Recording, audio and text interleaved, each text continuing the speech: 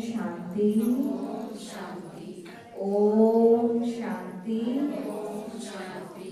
ओम शांति। ओम शांति। कोई भी बातें नहीं करेंगे, आपको फिर बाद में बहुत सारा समय मिलेगा बातें करने का, फिर एक दूसरे से डिस्कस करना। चाहे ज्ञान की ही बात कर रहे हैं लेकिन बाद में करेंगे, ठीक है।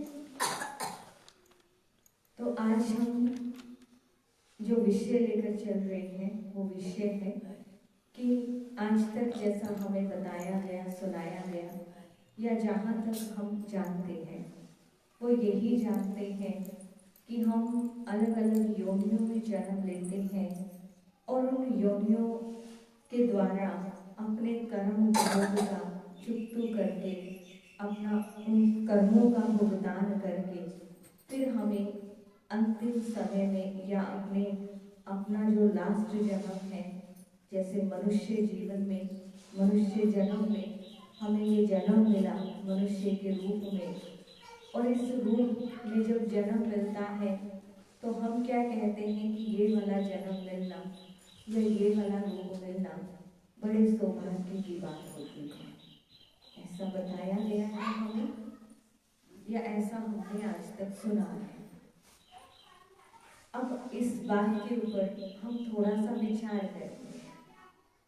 हम कोई आपको डेफिनेशन नहीं दे रहे हैं किसी भी चीज की, हम सिर्फ मिल करके सभी विचार करेंगे।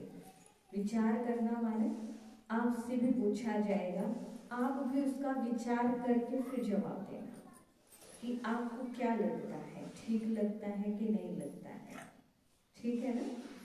क्योंकि एक व्यक्ति के कहने से तो सब कुछ ठीक नहीं हो सकता और एक के कहने से सब कुछ गलत भी नहीं हो सकता, सबकी राय होनी चाहिए। तो आज तक हमें ये बताया गया 84 लाख योनियों के बारे में। हम नहीं कह सकते कितना ठीक है कितना गलत है, लेकिन हम विचार करके ये जानने की कोशिश जरूर कर सकते हैं कि ठीक है या गलत है। आज तक हमें ये एक डर दिया गया, एक भय दिया गया इस बात का कि अगर हम गलत कर्म करेंगे तो हमें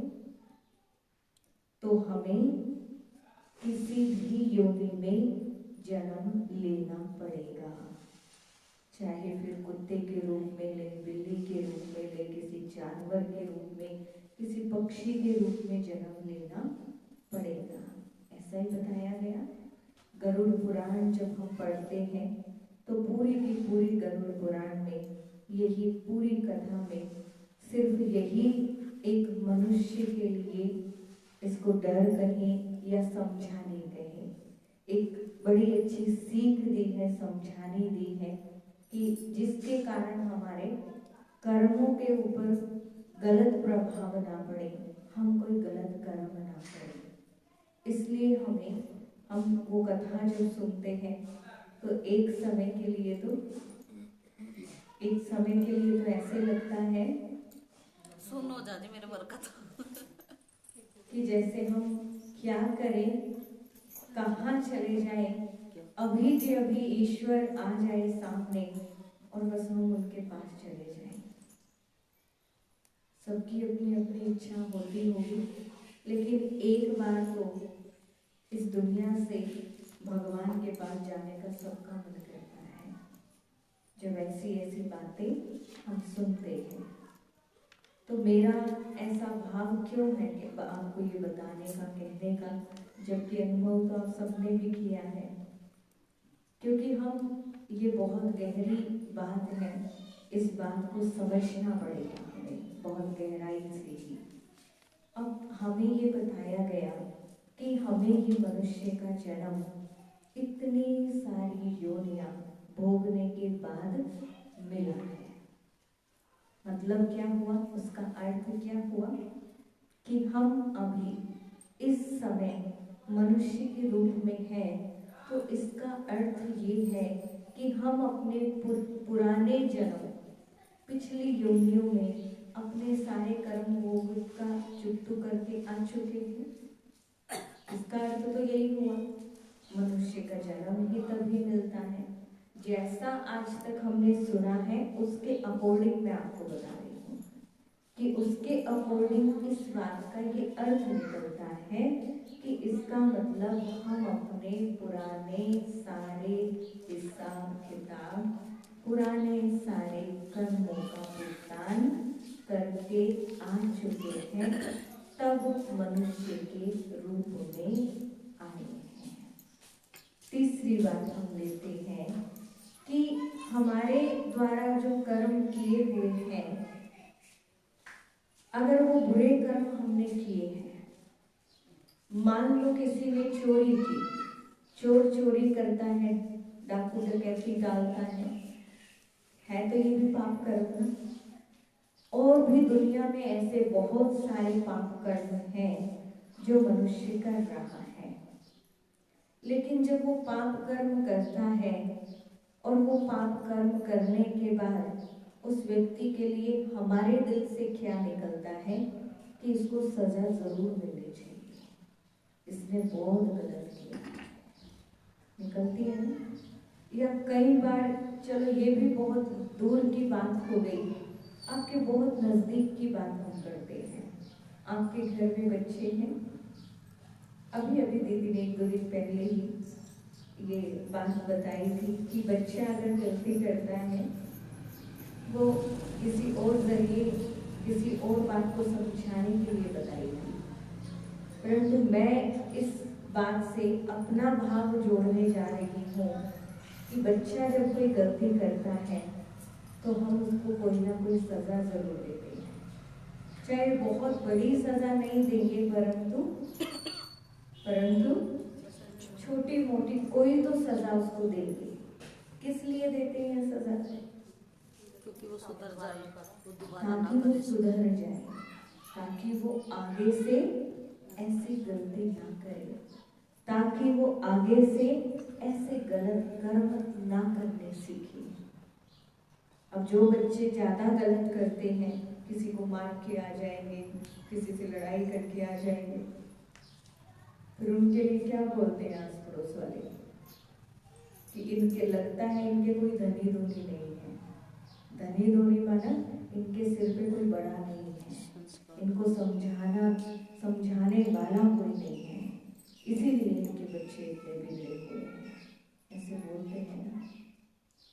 तो अब मेरा भाव क्या है ये सब बातें बताने का कि कर्मों का जैसा कर्म हम करते हैं, अगर गलत कर्म करते हैं तो उसकी सजा मिलना भी स्वाभाविक है ना, इसीलिए सजा दी जाती है। और दूसरी योनि में जाना भी एक सजा है, सजा है, ये मानते हैं ना कि हम दूसरी योनि में गए ही इसीलिए या जाएंगे इसलिए अगर हम गलत कर्म करेंगे तो। ये सिखाया गया हमें कि अगर हमने कोई पाप कर्म किया तो हमें पता नहीं किस योनि में जाकर जन्म लेना पड़ेगा। तो इट मीन्स ये उस बुरे कर्म करने की सजा हुई, ऐसा मान लिया हमने। अब आप थोड़ा सा विचार करो अपने जीवन के ऊपर। हमारा इस समय जो जीवन है, आप सभी का भी जो जीवन है, उस जीवन के अनुभव के आधार पर अब हम बात करते हैं।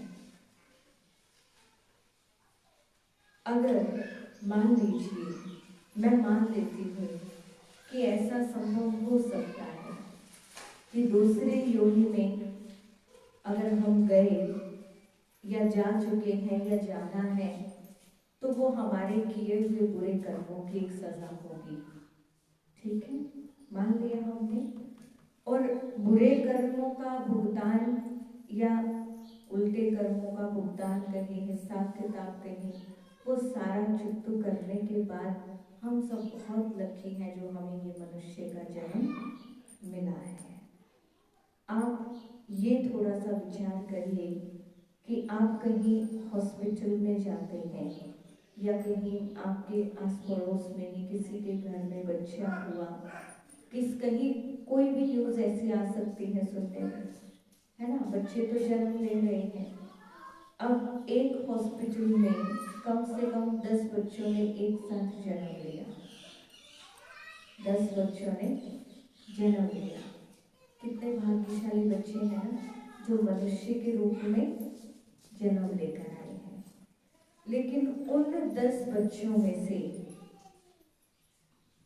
2 बच्चे ऐसे हैं, 2 कहें, 3 कहें, 4 कहें, वो बच्चे ऐसे हैं कि उनके जन्म के पहले से ही पूरे हॉस्पिटल में मिठाइयाँ बांटी जा रही है। चाहे वो लड़के हैं लड़की है, कोई फर्क नहीं है, कोई भी है। लेकिन उनके जन्म से पहले ही घर में खुशियाँ, उनके आने की तैयारियां हो रही हैं। घर में खुशी के ढोल बज रहे हैं, बाजे बज रहे हैं, पूरे घर को सजाया जा रहा है कि उनके घर का चिराग आज उनके घर आने वाला है। होता है, खुशी होती है ना जब बच्चा जन्म लेने वाला होता है।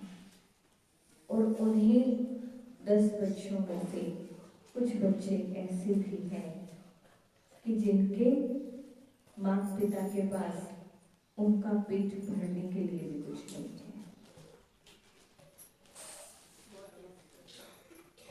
क्या समझ आया इस बात से? उनके अपने अपने कर्मों का भुगतान करके तो वो मनुष्य रूप में आए हैं, तो फिर उनके साथ पार्शियलिटी क्यों हुई? जब मनुष्य का जन्म, मनुष्य का ये चोला दुर्लभ था मिलना, और उन बच्चों को वो मिला है, तो फिर तो सब सुखी होने चाहिए। और उन्हीं 10 बच्चों में से 1-2 बच्चा ऐसा भी है जिनको डॉक्टर ने शीशे में, आजकल वेंटिलेटर पे रख देते हैं बच्चों को। कोई ना कोई कमी होती है शरीर में, कोई ना कोई बीमारी होती है। जन्म लिया और पता चला कि शरीर ठीक नहीं है बच्चे का। तो अभी हम क्या कहते हैं कि हम जैसे कर्म करते हैं मनुष्य के रूप में जब आए, और उसके बाद हमने जैसे कर्म किए वैसे उसके अनुसार हमें सुख दुख मिलता है, या पाप पुण्य हम करते हैं उसकी सजा हमें मिलती है। तो अभी तो वो इतनी सारी योनियां भोग करके आया है मनुष्य के रूप में, और अभी बच्चा इतना छोटा है कि कर्म बोझ कर नहीं सकता। उसके शरीर का कर्म भोग इतना कड़ा है, इतनी बड़ी कोई उसको बीमारी है, उसके ऑपरेशन होना है, ये होना है, जन्म लेते ही उसको दवाइयाँ, ये सब इंजेक्शन, पता नहीं क्या क्या चल रहा है। तो जन्मते ही उसने ऐसे कौन से पाप कर्म कर दिए? सोचो ना जरा, कौन से पाप कर्म कर दिए? जबकि हम तो ये मान रहे हैं कि वो अपनी पुराने जो उसने गलत कर्म किए थे उन कर्मों की सजा भोग करके वो मनुष्य के रूप में आया है। तो फिर उसके जीवन में दुख क्यों है? इतना कष्ट उसको क्यों मिला? और ये केवल उन 10 बच्चों की बात नहीं है, ये तो सिर्फ आपको समझाने के लिए हमने 10 बच्चों का उदाहरण लिया। आज हम सब यहाँ बैठे हैं, सबका मनुष्य के रूप में जन्म हुआ है, फिर हमारे जीवन में दुख क्यों आया? फिर हम सुखी क्यों नहीं है? क्या कहेंगे? क्या जवाब है इसका? पूरे कर्म वो तो भुगतान करके आए हो अभी अभी पीछे, इस जन्म में बहुत पूरे कर्म हुए, कुछ रह गए क्रिया के द्वारा। कब किए फिर वो जो रह गए? कब किए? जानवर तो बुरे कर्म करते नहीं है, उनको तो जहाँ बैठाओगे बैठेंगे, थोड़ा सा डंडा दिखाया वो डर जाएंगे। कब किए फिर बुरे कर्म? तो आज ये सच्चाई वास्तविकता क्या है, आज ये हम आपको बताते हैं। आपने सुना होगा, बहुत बार सुना होगा, अनुभव भी किया होगा कि एक कई बार कुछ मनुष्य आत्माएं हम सबके बीच में होती हैं। हो सकता है कोई किसी का संबंधी हो, कोई मित्र प्यारा कोई भी होगा, नहीं तो टीवी में तो सबने देखा ही होगा, सुना ही होगा कि कुछ एक मनुष्य आत्माएं ऐसी होती हैं जिनको अपने पूर्व जन्म की याद आती है, होती है उनको पिछले जन्म की पूरी बहुत सारी यादें उनके जीवन में होती हैं, इस जीवन में भी। तो आज तक ऐसे जितनी भी मनुष्य आत्माएं आई हैं, उन्होंने अपने पूर्व जन्म के बारे में बताया। और क्या बताया? क्या बताया? सभी ने यही कहा कि मेरा पूर्व जन्म किसी व्यक्ति के रूप में ही था। किसी ना किसी गांव का नाम बताएंगे, कोई शहर का नाम बताएंगे, या फिर अपने माता पिता का नाम बताएंगे, पूर्व जन्म में जो माता पिता थे, यही सब बताया। फलानी फलानी जगह उस राज्य में, वहां पर मेरा जन्म हुआ था, ऐसे ही बताते हैं ना। क्या आज तक किसी ने भी ये बताया कि मैं कुत्ते के रूप में था, या मैं बिल्ली के रूप में था, या मैं किसी पक्षी के रूप में था, या मैं घोड़े के रूप में था, बैल के रूप में था? नहीं बताया ना, नहीं बताया ना। दूसरी बात कि जैसे अभी हम बात कर रहे हैं, तो इससे अर्थ क्या निकलता है कि पूर्व जन्म में भी हम सभी मनुष्य के रूप में थे, किसी और योनि में नहीं थे। खुशखबरी नहीं मिली आपको, खुशी नहीं हुई ये जानकर?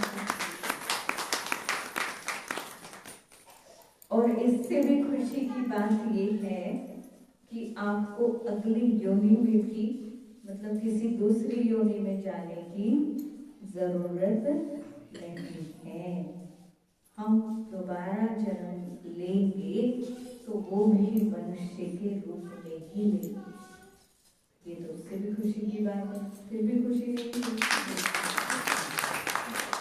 आज तक तो यही सोच के डरते थे कि पता नहीं किस योनि में जाना पड़ेगा, परंतु ये जो डर है, और हमें आज तक ये डर जो दिया गया वो हमारी भलाई के लिए, हमारे अच्छे श्रेष्ठ कर्मों के लिए भी दिया गया।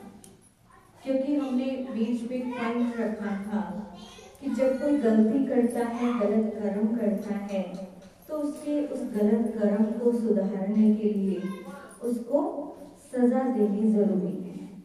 सजा मिलती है तो वो आपके सामने कोई प्रण लेगा, संकल्प करेगा कि मैं आज के बाद नहीं करूंगा, आज गलती हो गई, आज के बाद नहीं करूंगा।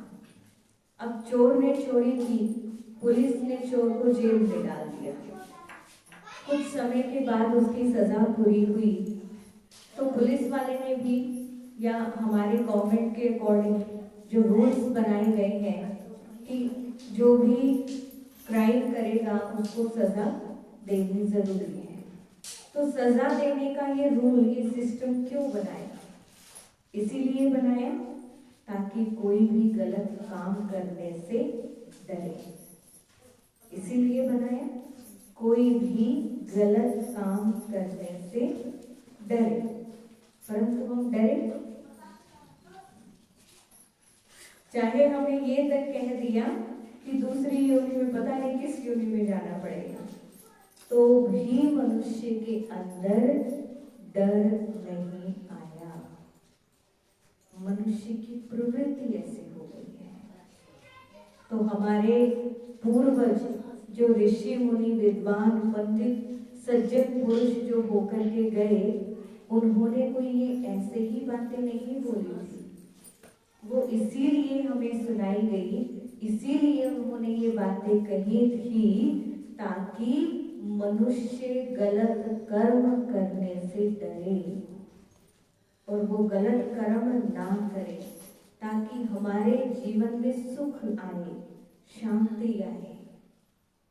आप कभी भी देखना कि अगर हमने कोई छोटा सा भी गलत कर्म किया होगा, चाहे वो सारी दुनिया से छिपकर किया होगा, लेकिन आपका अंतर मन आपको बार बार अंदर से कचोटता रहेगा कि आपने गलत किया है, चाहे सबसे छिपके करो। तो गलत कर्म से बचाने के लिए, हमारे जीवन में सुख शांति बनाए रखने के लिए उन्होंने ये बातें कही। लेकिन मनुष्य की प्रवृत्ति ऐसी है, इतनी ज्यादा बुराइयों से प्रभावित हो चुकी है कि मनुष्य ने उनकी बातों से भी डरना छोड़ दिया। जब जाएंगे तब जाएंगे, तब देखा जाएगा। हाँ जी, इंसान जब भी कार्य प्रवृत्ति ऐसी होगी। अब रावण की अगर हम बात करें, रावण का अगर हम कैरेक्टर देखें तो वो बहुत बहुत अच्छे चरित्र के थे, जाति के भी ब्राह्मण थे और उन्होंने शिव की भक्ति की थी, शिव से बहुत सारी शक्तियां अर्जित की थी, बहुत गुणवान थे वो। लेकिन एक विकार के कारण उनका अंत हो गया। तो मनुष्य फिर क्या है? रावण के अंदर तो फिर भी एक विकार था, मनुष्य के अंदर तो जैसे रावण के 10 शीश दिखाते हैं ना, ऐसे वो 10 विकार भी कम है। विकार इतने हैं मनुष्य के अंदर कि जब वो गलत कर्म करता है तो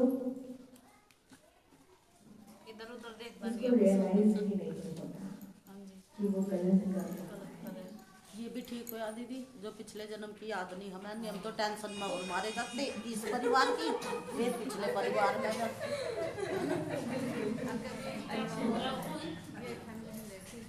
तो सजा की हम बात कर रहे थे, और अगर हम दूसरी योनि में भी नहीं जाएंगे फिर हमें हमारे बुरे कर्मों की सजा कैसे मिलेगी? क्योंकि अभी अभी बताया ना, सजा नहीं मिलती तो फिर तब तक मनुष्य सुधरेगा नहीं, है ना, अपना स्वभाव बदलेगा नहीं। तो मनुष्य को सजा मनुष्य के रूप में ही मिलती है। क्यों? उसका बहुत बड़ा कारण है। सजा देने का सबसे बड़ा कारण यह होता है कि जिसको हम सजा दे रहे हैं वो उसको महसूस करे अंदर से कि ये मेरे से गलती हुई है, और वो जब महसूस करता है तभी वो संकल्प कर सकता है कि मैं दोबारा नहीं करूँगा। तो वो महसूसता की शक्ति, समझने की शक्ति, सोचने की शक्ति वो केवल और केवल मनुष्य के पास है। इस सृष्टि में मनुष्य एक ऐसा प्राणी है जो सोचने और समझने की शक्ति रखता है। इसलिए अब जो सोच सकता है, समझ सकता है, महसूस कर सकता है। आप देखो कि आपके सामने कोई आकर के बहुत खुशी की कोई बात सुनाता है तो आप खुश होते हैं ना? हो सकता है उससे भी ज्यादा खुश हो जाओ जो सुना रहे हैं। और कई बार किसी के घर में कोई दुख है, परेशानी है, वो दुख वाली बात आकर के सुनाता है, सुनाते सुनाते इसकी आंखें नम हो गई। आपकी भी होगी कि नहीं? होगी कि नहीं? और कोई भी जानवरों के आगे, पक्षियों के आगे आप सुनाओ के बातें, वो समझेंगे? थोड़ा बहुत हो सकता है समझ ले, थोड़ा बहुत जिसको अगर हमने पाला हुआ होगा वो थोड़ा बहुत। लेकिन मैं ये बात आपको क्यों बता रही हूँ? क्योंकि ये महसूसता की शक्ति ये मनुष्य के पास ही है। जानवर को आप 10 बार डंडा मारते हो कि नहीं इधर नहीं जाना, 10 बार वो डंडा मारने पे नहीं रुकता, थोड़ी देर रुकेगा वो फिर उधर ही जाएगा, क्योंकि वो समझ नहीं रहा है, समझ नहीं रहा है ना। समझने की शक्ति नहीं है उसके पास, वो भगवान ने हमें दी है। और हमें अपने समझने की शक्ति को कहाँ यूज करना है वो आप सोचना बैठ करके। तो आज ये सबसे बड़ी खुशखबरी है आप सबके लिए कि हम मनुष्य आत्माएं किसी और योनि में नहीं जाते। मनुष्य मनुष्य के रूप में जन्म लेते हैं और हमारे पुराने कर्म कहो या इस जीवन में जो कर्म कर चुके हैं अच्छे बुरे, उसका फल हमें मनुष्य के रूप में ही भोगना पड़ता है। आप देखो, जब भी आपके पास आपके शरीर में कोई कष्ट आ जाए या आपके घर में कोई कष्ट आ जाए, कोई परेशानी आ जाए, तो आप भगवान के आगे कहते हो ना, भगवान ऐसा मेरे से कौन सी गलती हो गई, ऐसा मेरे से कौन सा पाप हो गया जो मुझे इतनी सजा मिल रही है, कहते हो। तो रियलाइज होता है ना कि जरूर हमारे से कुछ ना कुछ गलत हुआ है, तभी आज मेरे जीवन में ये दुख आया है। तो वो सोचने की समझने की शक्ति हमारे पास है, तभी तो हमने रियलाइज किया, समझा, सोचा। तो वो सजा भी हमें मनुष्य के रूप में ही भोगनी पड़ती है। और सबसे लास्ट बात हम ये बताना चाहेंगे कि जैसे मनुष्य का जीवन जो दुर्लभ गाया हुआ है कि बड़ी मुश्किल से मिलता है, वो कौन सा जन्म है? ये तो सबको मिला हुआ है, पहले भी मिला है, आगे भी मिलेगा। लेकिन कौन से मनुष्य रूप की ये कहावत बनाई हुई है कि मनुष्य का जन्म दुर्लभ है, बड़ी मुश्किलों के बाद मिलता है। तो वो कौन सा जन्म है? वो जन्म जिस दिन हमने पहले दिन आपको पहला लेसन कराया था और उस दिन आपको आपकी असली पहचान बताई गई थी। उसके पहले आपको पता था, पहले आपको पता था कि आप ये हो। पहले तो अपने आप को आज तक ये शरीर ही समझते आए थे। तो उस दिन मेरा जो नया जन्म हुआ, अलौकिक जन्म उसको हम कहते हैं, दिव्य जन्म हम उसको कहते हैं। भगवान के आप बहुत बहुत बहुत भाग्यशाली बच्चे हैं जिनको ये ईश्वरीय जन्म मिला है। वो इस जन्म के लिए कहा गया है कि ये दुर्लभ है। आप सोचो, इतने वर्ष हो गए, आप सबकी भी कितनी एज होगी, कितनी एज होगी, कितनी एज होने के बाद, है ना, कितनी आयु बीतने के बाद आपको ये नया जन्म मिला, तो दुर्लभ है ना। और आप कितने थोड़े से बैठे हैं यहाँ पर, आपके गांव के अकॉर्डिंग, गांव के अनुसार देखो आप कितने बैठे हो। तो उनका ये जन्म नहीं हुआ था, आपका हुआ है। तो वो इस जन्म के लिए कहा गया है जिस दिन हमें हमारी स्वयं की पहचान मिलती है, मैं कौन हूँ, कैसी हूँ, कहाँ रहती हूँ और मेरे सच्चे पिता कौन है। मुझे जिस दिन मेरे सच्चे पिता की पहचान मिलती है, उस दिन मेरा नया जन्म होता है। और यही श्रेष्ठ जन्म है हमारा, सिर्फ एक जन्म ये श्रेष्ठ है। इस जन्म में हम अपने श्रेष्ठ कर्मों के द्वारा हमारे जितने भी पुराने विकर्म हैं, पाप कर्म हैं, बुरे कर्म हैं, उनको हम केवल इस एक, ये इतना ऊंचा, इतना श्रेष्ठ जन्म है कि अगर हम चाहे खुद से तो हम अपने सारे पूर्व विकर्मों को, बुरे कर्मों को खत्म कर सकते हैं। इतनी शक्ति भगवान हमें दे देते हैं। नहीं खुशी हुई सुन करके? अभी तक बता रहे थे कि कैसे भोगना पड़ेगा, पता नहीं क्या क्या सजाएं खानी पड़ेगी, परंतु भगवान ने इतना इजी कर दिया, इतना आसान कर दिया कि आप बहुत आसानी से अपने श्रेष्ठ कर्मों के द्वारा, और सबसे श्रेष्ठ कर्म कौन से होते हैं? वो हम आपको थोड़ा बाद में बताएंगे, पहले जो चित्र लगा है उसके ऊपर समझाते हैं। तो उनके द्वारा हम अपने बुरे कर्मों का हिसाब किताब चुकतू कर सकते हैं बिना सजा खाए, अगर हम चाहें तो। अगर आप चाहोगे करना तो ही कर सकोगे, हम जबरदस्ती नहीं करा सकते। अभी जो सामने चित्र लगा है, अभी वाला चैप्टर क्लियर है सबको?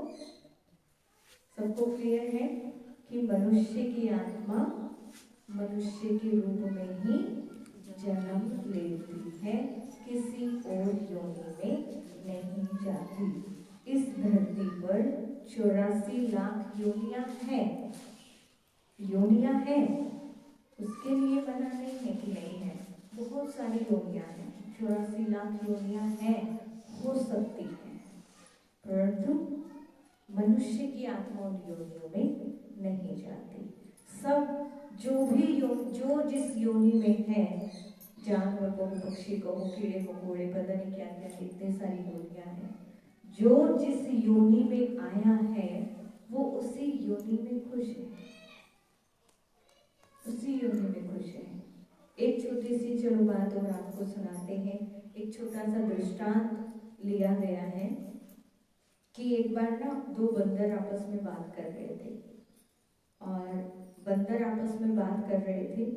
एक बंदर जो था वो मनुष्य की बड़ी महिमा कर रहा था कि मनुष्य का जीवन देखो कितना अच्छा है, ये तो बोल भी सकते हैं, सुन भी सकते हैं, कर्म भी कर सकते हैं, है ना, ऐसे ऐसे करके बहुत सारी उसमें विशेषताएं दिखवाई मनुष्य की। और दूसरा जो बंदर था वो उसके अगेंस्ट था। दूसरा जो बंदर था फिर उसने उन मनुष्य की आत्मा की, यानी मनुष्य की ही जो गलत बातें हैं, आदतें हैं, फिर वो गिनवाता है। अरे तुझे क्या पता, हमारे जो योनि है, हम सबके अंदर इतनी यूनिटी है, इतनी एकता है कि अगर एक बंदर को किसी ने कुछ कर दिया ना, मार दिया, तो सारे बंदर इकट्ठे होकर के आ जाते हैं। पर तुझे पता है ये लोग क्या करते हैं, माना दुनिया में जो मनुष्य लोग हैं, ये लोग क्या करते हैं, ये खड़े होकर के तमाशा देखते हैं। आजकल तो एक नया ट्रेंड निकला है, वीडियो बनाने लग जाते हैं। किसी के साथ गलत होता है तो वीडियो बनाने लग जाते हैं, दूर खड़े होकर देख रहे होते हैं, हमें क्या लेना, हमारा झगड़ा थोड़ी है। तो ये है मनुष्य का जीवन। तो फिर उस बंदर ने डिसाइड किया कि नहीं, मैं तो अपनी योनि में ठीक हूँ। तो ये रियलिटी है, वास्तविकता है, ये हमारे समाज की, मनुष्य आत्माओं की ये वास्तविकता है। आज का मनुष्य ऐसा हो गया है।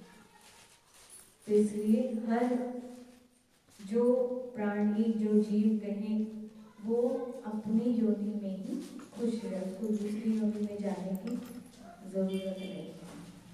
फिर मनुष्य की आत्मा जो है वो 84 लाख योनियों में तो नहीं जाती, परंतु 84 जन्म जरूर लेती है। जैसे भी पूर्व जन्म का बताया ना कि कुछ आत्माओं को अपना पूर्व जन्म याद रहता है।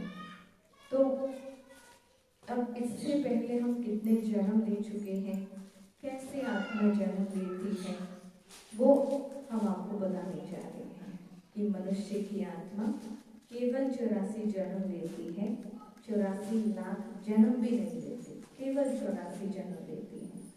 और वो कैसे लेती है, क्यों लेती है, क्यों लेती है, ये भी सबसे बड़ा कारण है। क्यों लेती है? एक दो छोटे छोटे बच्चे बहुत सुंदर खेल खेल रहे थे गार्डन में। धीरे धीरे उनको देख करके और भी बच्चे आ गए, बहुत सारे बच्चे इकट्ठे हो गए। कहाँ पर? कहाँ पर? आवाज नहीं आई। बगीचे में। बगीचे में कह दो, पार्क में कह दो, आपकी क्या है बनाना, चौपाल में कह दो, कहीं भी खेल सकते हैं बच्चे। तो एक गार्डन में, पार्क में बच्चे खेल रहे थे। खेलते खेलते बहुत सारे बच्चे इकट्ठे हो गए, मुझे बाहर दिख रहे हैं बच्चे काफी सारे खेल रहे हैं।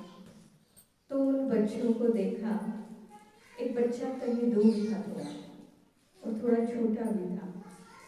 तो उस बच्चे ने देखा कि इतने सारे बच्चे खेल रहे हैं, मैं भी खेलने जाऊं। उसने अपने मम्मी डैडी से पूछा कि मैं भी खेलने जाऊं।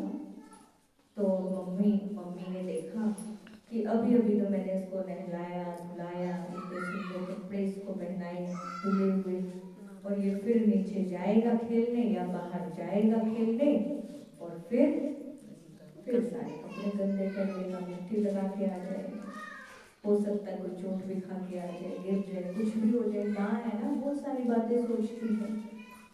तो माँ ने उसको मना कर दिया। फिर वो अपने पापा के पास गया, पापा ने भी मना कर दिया, थोड़ा समझाया, पर बच्चा है ना, इतनी जल्दी से समझता नहीं है। बहुत जिद करने लग गया प्यार से, मुझे जाने दो, नहीं मैं जल्दी आ जाऊंगा, मैं कपड़े भी गंदे नहीं करूंगा, है ना। ऐसे करते हैं फिर बच्चे जब जाना होता है कि मुझे जाने दो। फिर पेरेंट्स ने क्या किया, माता पिता ने चलो छुट्टी दी, लेकिन छुट्टी देने से पहले कहा कि आप नीचे जा रहे हो खेलने तो इन 2-3 बातों का ध्यान रखना। सबसे पहले कि किसी से भी लड़ना नहीं जाकर, किसी को दुख नहीं देना, किसी को मार कर नहीं आना, धक्का नहीं देना, सबके साथ प्यार से रहना, प्यार से खेलकर, और समय से अपने घर वापस आ जाना। क्योंकि छोटा है ना, फिर कहीं पता चले कि घर का ही नहीं पता। बहुत बार हम देखते हैं बच्चों को कि वो भूल जाते हैं कहाँ जाना है, कौन मम्मी पापा भी छूट जाते हैं जब थोड़ा बहुत अपने मम्मी पापा से। तो उस बच्चे को परमिशन मिल गई कहाँ जाने की, खेलने के लिए जाने की। बड़ी खुशी से हंसता गाता खेलने के लिए आया नीचे, खेलने में मस्त हो गया। खेलते खेलते समय हो गया, खेलते खेलते उसकी किसी से लड़ाई भी हो गई। अब लड़ाई हो गई तो उसने किसी को इतना सा मारा, फिर उसको किसी ने 2 मार दिए। चलता है सब, बच्चे हैं आपस में करते हैं। चलो समय हो गया, रात हो गई, अंधेरा होना शुरू हो गया। अब अंधेरा हुआ तो बच्चे को डर लगने लग गया कि मैं तो खेल में इतना मस्त हो गया, इतना बिजी हो गया, और मुझे तो भूल ही गया कि घर भी जाना था। और मम्मी पापा ने तो कहा कि समय से घर आ जाना। अब घर कैसे जाऊं, मुझे तो रास्ता भी नहीं पता, भूल गया। बच्चे का रो रो के बुरा हाल। अब वो बच्चा कौन है पता है आप सबको? कौन है बताओ? आप सब हैं, हम सब हैं। जब तक नहीं पता था तो हम भी सीखे थे। तो वो बच्चा हमारा स्वरूप है। जो हमने आपको दूसरा चित्र दिखाया था, सेकंड नंबर पर एक चित्र दिखाया था 3 लोक वाला, दिखाया था ना 3 लोक वाला। तो जो सबसे ऊपर हम आत्माओं का असली घर, हम अपने घर में थे, किसके साथ थे? अपने पिता के साथ। हमारी माँ भी वही है, पिता भी वही है, सब कुछ वही है।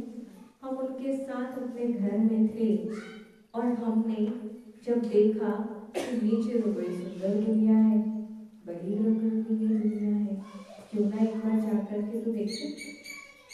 हमने भगवान से जिद की कि हमें नीचे भेजो, जिद की हमने, और फिर भगवान ने भी हमें ये सिखाकर भेजा था कि आप जा रहे हो नीचे तो जाओ,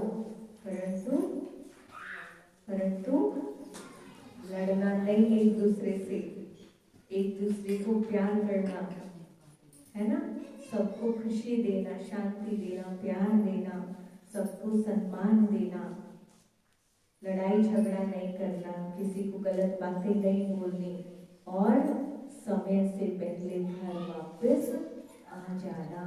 और हम ऊपर से इस दुनिया में आए। कहाँ आए थे?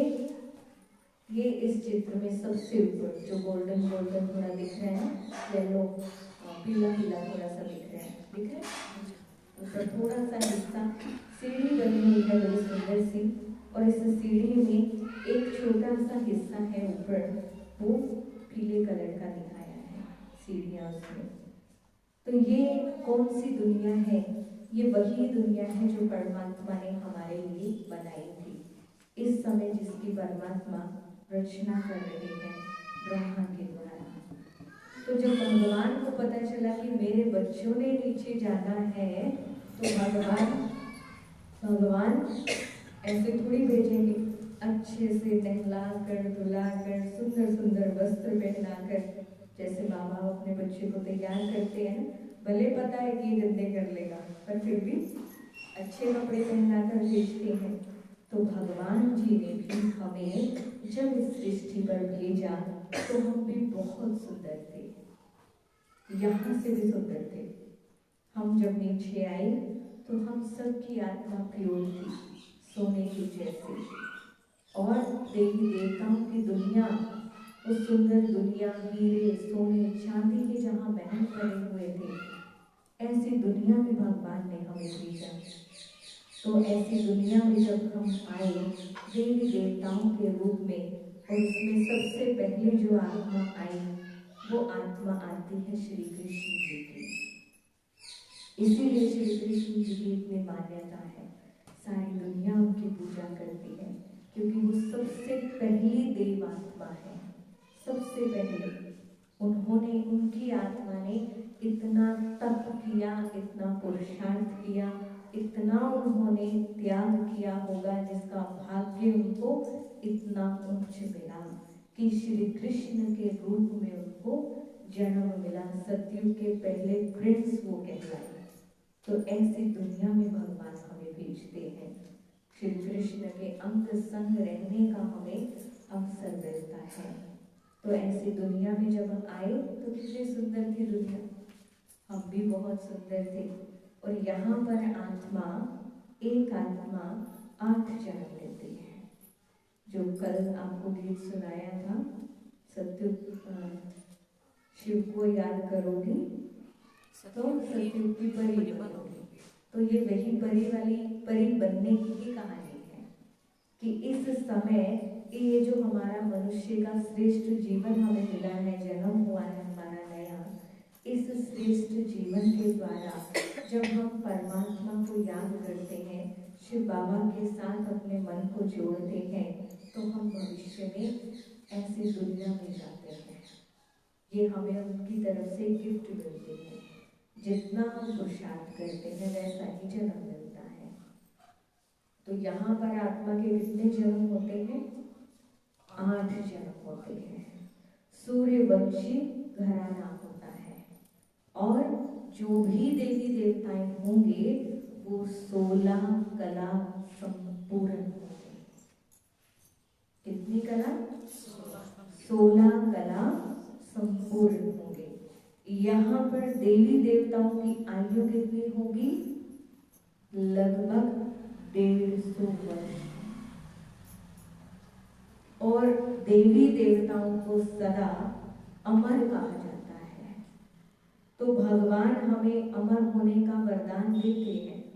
जब हम इस दुनिया में जाते हैं तो हम सभी भी अमर होंगे, परंतु यहाँ पर अमर होने का ये अर्थ नहीं है कि आत्मा कभी शरीर छोड़ेगी नहीं। इसका अर्थ ये नहीं है। अमर होने का अर्थ है कि आत्मा अपनी इच्छा से, अपनी इच्छा होगी आत्मा की कि आज मुझे इस पुराने देह का त्याग करना है, और बड़ी खुशी से करेगी।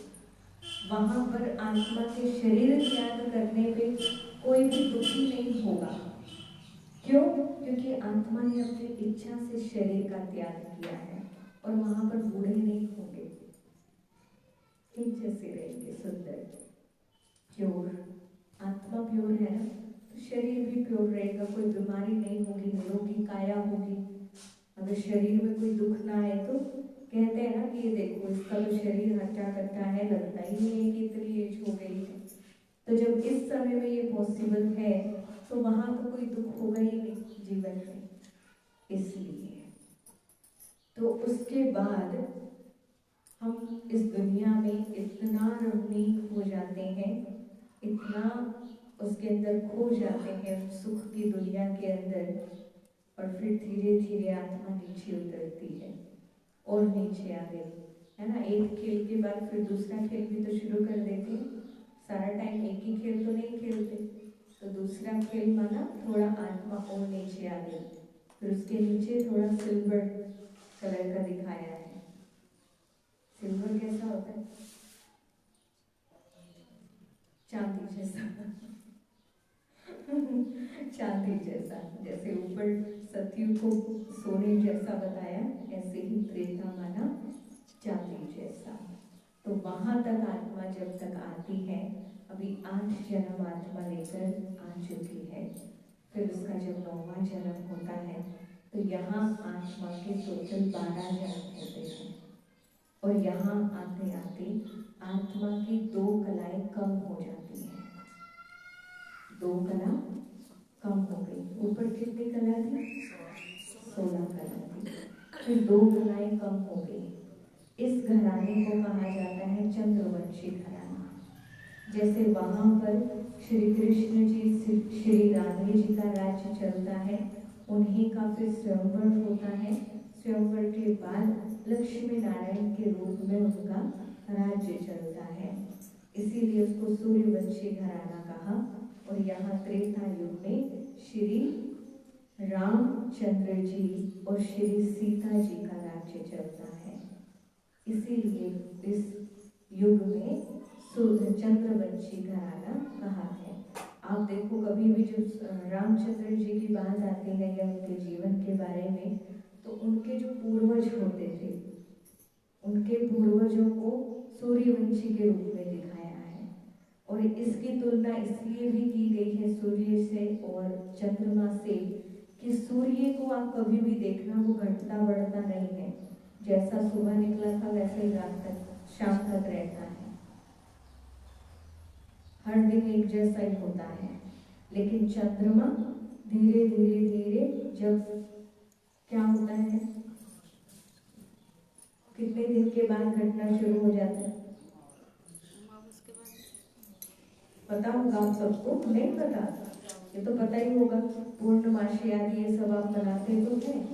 तो चंद्रमा के अंदर ये एक उसका अवगुण कहें या उसकी एक विशेषता कहें, जो भी आपको लगता है, कि चंद्रमा जो है वो धीरे धीरे घटता है, सूर्य कभी घटता नहीं। आप देखना जब चंद्रमा पूरा होता है पूर्णमासी के दिन, लेकिन उसके ही अगले दिन वो घटना शुरू हो जाता है। पर आप देखेंगे तो आपको कल जैसा ही दिखेगा, नहीं दिखेगा कि घटना शुरू हो गया है। बस इतनी सी ही कमी आती है त्रेता युग में। इसको भी स्वर्ग ही कहा जाता है, त्रेता युग को भी। तो त्रेता युग में आत्मा के 12 जन्म होते हैं और 2 कलाएं कम हो जाती हैं। कितनी कलाएं रह जाती हैं? 14 कला रह जाती है। और चंद्रवंशी घराना चलता है और क्षत्रिय वर्ण हो जाता है। फिर थोड़ा सा आत्मा 12 जन्म लेने के बाद और नीचे आती है। अभी आधा समय बीत गया, बीत गया ना? आधा समय बीत गया। बीच में बड़ा सुंदर सा नक्शा भारत का आपने दिखाया है, दिखाया है इस चित्र में। तो यहाँ तक क्या हुआ? आधा समय बीत गया। उसके बाद शुरू होता है द्वापर युग, यानी जो स्वर्ग वाली दुनिया थी वो हमने पूरा हंस खेल के खुशी मौज में बिना किसी दुख के अच्छे से बिताई। भगवान याद ही नहीं आए, यानी मानते थे वो याद ही नहीं आई। इतना हम मस्त हो गए थे अपने उस रंग की युद्ध में। उस सुंदर सी दुनिया में। तो द्वापर युग में जब आत्मा आई तो कलाएं आधी रह गई। 16 से 8 कलाएं, आधी कला खत्म हो गई। तो आधी कला होने से जैसे सतयुग में जो आयु होगी वो लगभग 150 वर्ष होगी, त्रेता युग में लगभग 120 वर्ष होगी, और द्वापर युग में आयु जो है वो कम हो जाएगी और लगभग 100 वर्ष लगाकर चलते हैं लगभग। और जो जन्म है वो बढ़ जाएंगे, जन्म बढ़ते जा रहे हैं, जन्म ज्यादा होते जा रहे हैं, आयु कम होती जा रही है। वहां पर आयु इतनी ज्यादा थी तो इसलिए जन्म कम ले रही थी आत्मा। द्वापर युग में आई तो जन्म बढ़ गए। कितने जन्म हो गए? कल के गीत में सुनाया था मैंने, 21 जन्म हो गए और कलाएं 8 रह गई। और यहाँ से आत्मा ने भगवान को याद करना शुरू किया। हमारा जो भक्ति का पाठ है वो द्वापर युग से शुरू हुआ। फिर हमने रोना शुरू कर दिया, मम्मी पापा आ जाओ। किस लिए? हमें ले जाने के लिए। मैं तो भूल गया घर कहाँ है ना। फिर शिकायतें भी करेंगे, इसने मुझे मारा, इसने ये किया, मुझे नहीं पता, मुझे लेकर जाओ, करते हैं ना। तो ये आत्मा की ही रियलिटी है, वास्तविकता है। उस समय तक, आधा समय बीत जाने तक हमारी हालत ऐसी हो चुकी थी, कलाएं गुण हमारे अंदर जो थे, जो शक्तियां भगवान ने हमें दी थी, वो सब कम हो चुकी थी, आधी रह चुकी थी।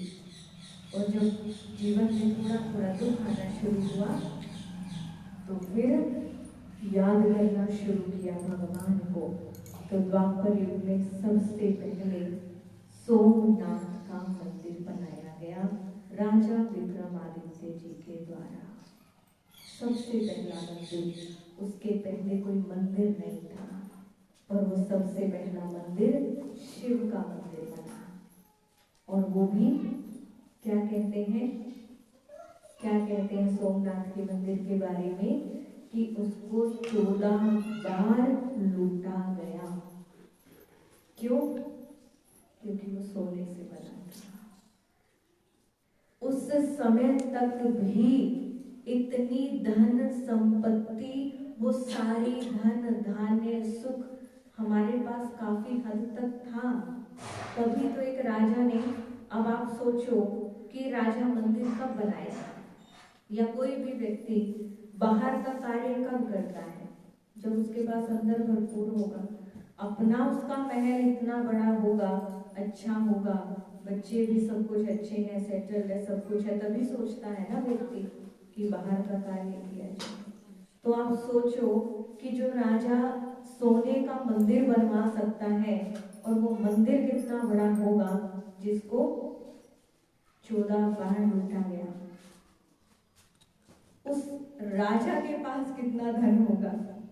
सोच करके देखो, इतना धनी। ये तो सिर्फ आधा समय बीतने के बाद हम बता रहे हैं, उसके ऊपर जाओ, सतयुग में जहाँ हमने जन्म लिया था, उस समय हम कितने कितने कितने कितने संपत्तिवान या सुखी थे हर चीज से। ऐसी दुनिया में भगवान हमें ले जाने के लिए आया है, ऐसे नहीं आया। अब भगवान लेकर जा रहा है तो कहीं ऐसे थोड़ी लेकर चला जाएगा, किसी अच्छी जगह ही लेकर जाएगा ना। तो द्वापर युग से भगवान को याद करना शुरू करते हैं। दुख आना शुरू हुआ, दुख के साथ साथ हमारे अंदर जैसे जैसे अच्छाई कम हो रही है तो बुराई आनी शुरू हो गई।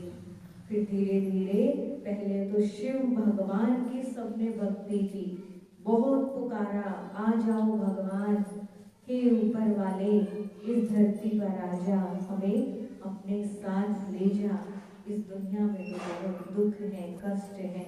परंतु भगवान ने अभी कहाँ आना था, क्योंकि अभी तो भगवान के आने का समय नहीं हुआ। तो भगवान को पाने की इच्छा ने हमें और थोड़ा सा भक्ति में डाल दिया। भक्ति और हमारी बढ़ती चली गई। पहले एक की भक्ति करते थे सब, फिर धीरे धीरे कृष्ण जी की भक्ति करनी शुरू कर दी, क्योंकि सबसे पहले प्रिंस वही थे। सबसे पहले इतनी सुंदर रचना संपूर्ण जिनको बनाया भगवान ने, तो भगवान को याद किया, वो तो आए नहीं, तो उनके आगे जिनको उन्होंने अपने समान बनाया था उन देवी देवताओं को याद करना शुरू कर दिया। फिर धीरे धीरे श्री राम श्री सीता जी को याद करना शुरू कर दिया। अब पहले एक को याद करते थे, अब अनेकों को याद करते हैं। अब कष्ट बढ़ते जा रहे हैं, दुख बढ़ता जा रहा है, पर भगवान के आने का समय अभी नहीं हुआ। फिर और नीचे आ गए, कलयुग में आ गए। अभी जो द्वापर युग है उसका रंग कैसा दिखाया है, तांबे जैसा या पीतल जैसा भी कह सकते हैं। फिर उसके नीचे आते हैं तो वहां पर काला काला दिखाया है। ऊपर हल्का थोड़ा सा नीला होगा और बिल्कुल नीचे जाते जाते तक तो बिल्कुल काला। तो हम कलयुग में आ गए। कौन आए? हम आत्माएं आ रही हैं, नया नया नया नया नया जन्म लेकर। द्वापर युग में कितने जन्म थे? 21। कलयुग में कितने जन्म होंगे? 42। तो 42 जन्म आत्मा कलयुग में लेती है। अब जब जन्म 42 है तो आयु कितनी होगी? कितनी आयु होगी? 50-60 एवरेज अगर हम निकालें। वैसे तो ये भी मैंने थोड़ी ज़्यादा ही बताई है, 50-60 मान कर चलते हैं। ये एज एवरेज रह जाती है कलयुग तक आते आते। और अब जीवन में कष्ट कितने बढ़ गए हैं और भक्ति हमारी इतनी ज़्यादा बढ़ गई है कि हमने जानवरों को, पेड़ों को, नदियों को और किस किस की पूजा करनी शुरू कर दी, सिर्फ एक भगवान से मिलने के लिए। अब आप सोचो, जो भक्ति शुरू की थी तो किसकी की थी? आते आते आते आते आते हमारा मन, जितने दुख आए, कष्ट आए, परेशानियां आई, उतना हमारा मन भगवान से भी दूर तो नहीं, दूर तो है ही, जब आ गए नीचे दूर तो हो ही गए। हम कह सकते हैं कि बेमुख हो गए। बेमुख तो समझते हैं ना कि ये भूल गए कहाँ है, वो ढूंढ रहे हैं कि किसी के भी जरिए मिल जाए बस। तो भगवान को पाने की चाह में हमारी भक्ति भी ऐसी हो गई, पानी में स्नान करना शुरू कर दिया कि उससे शायद हमारे पाप धुल जाए और भगवान हमें मिल जाए।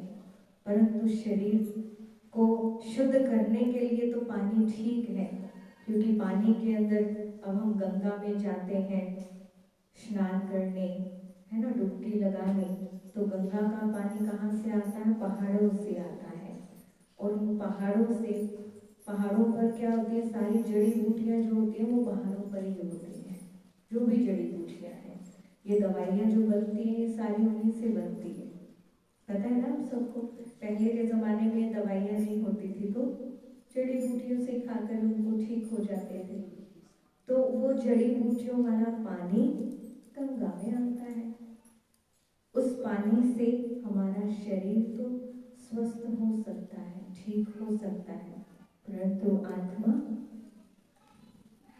आत्मा प्योर हो सकती है क्या? नहीं हो सकती।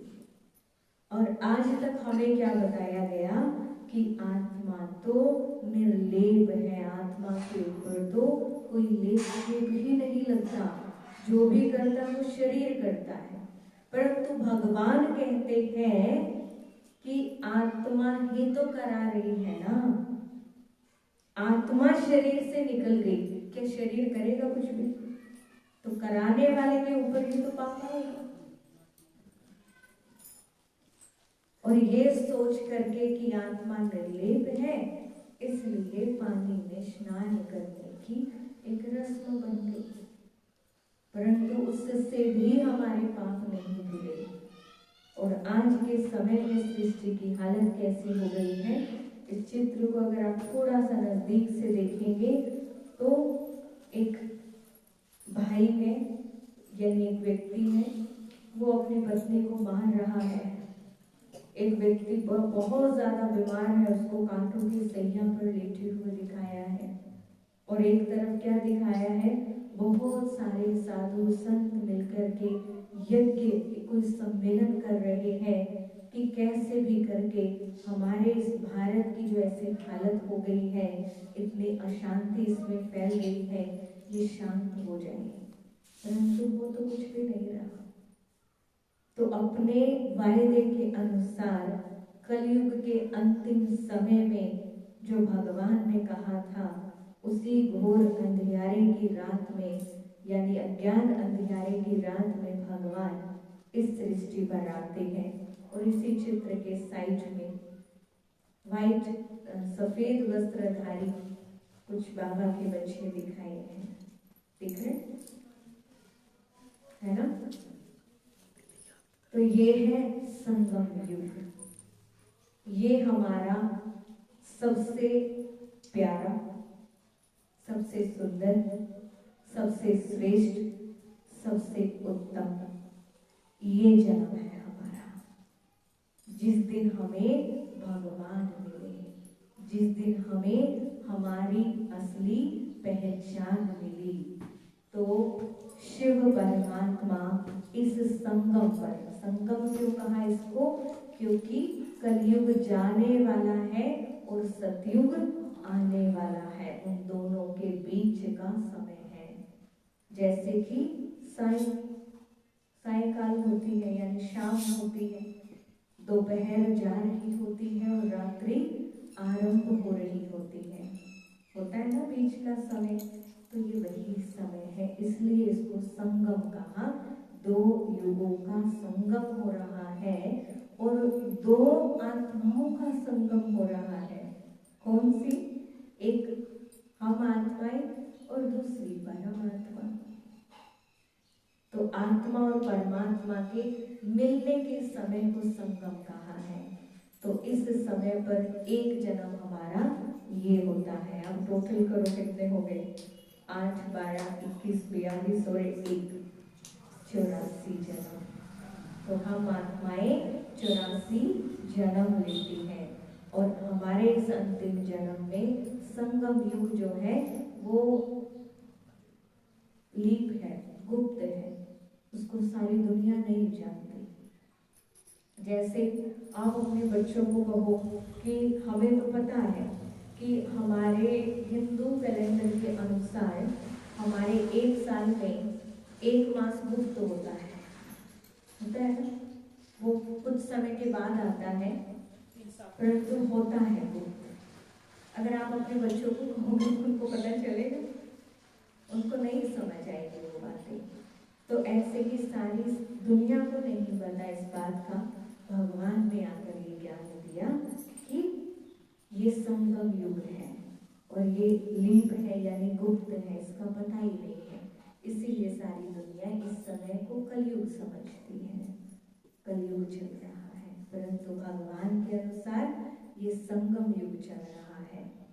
और इस संगम युग पर हमारे कर्म, अगर एक साधारण कर्म में भी हमने भगवान की याद को जोड़ लिया तो वो कर्म हमारा श्रेष्ठ से श्रेष्ठ कर्म बन जाएगा। वो कैसे बनेगा ये हम आपको मंगलवार को बताएंगे। अभी हमें बीच में 2-3 दिन की छुट्टी चाहिए, आप सबसे दे देंगे ना। बाहर जाना है कहीं, हमारा ब्रह्मा कुमारी का ही खास जो समर्पित है हमारे भाई बहने, उन सभी के लिए ये कार्यक्रम है। गुड़गांव के पास माने